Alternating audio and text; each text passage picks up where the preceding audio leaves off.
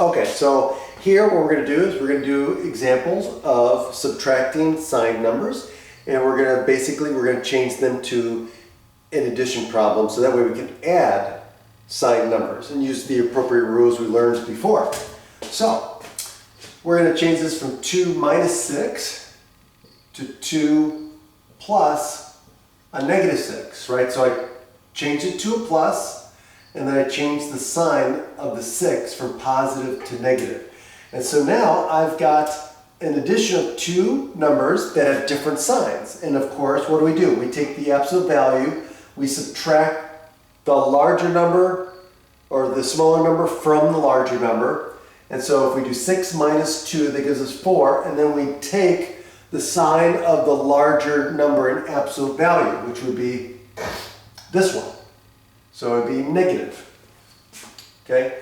Then let's do this one. Here we got negative 9 minus 5, so we're going to write that as an addition problem. So we're going to change this to plus and change the 5 to a negative 5. So it's going to be negative 9 plus a negative 5. Now here we've got the same sign, right? So the rule is, if they have the same sign, we're adding, we just add the numbers and keep the sign.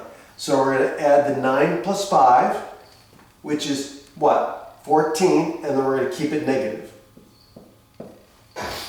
Okay, now what about this one? We have 12 minus a negative 4. So again, we're going to change this to a plus and then change the sign of the negative 4 to positive 4. So it's going to be 12 plus 4. And again, we add these just like we normally would and keep the sign. So it's going to be 16. And then finally, we have negative 7 minus a negative 9. So again, we're going to change the sign to plus, and then we're going to change the sign of the number following it. So we're going to change the negative 9 to a positive 9. So this is going to be negative 7 plus 9. And since these have different signs, we're going to what? We're going to take the absolute value of both and subtract the smaller number from the larger number. So it'd be 9 minus 7, which is 2.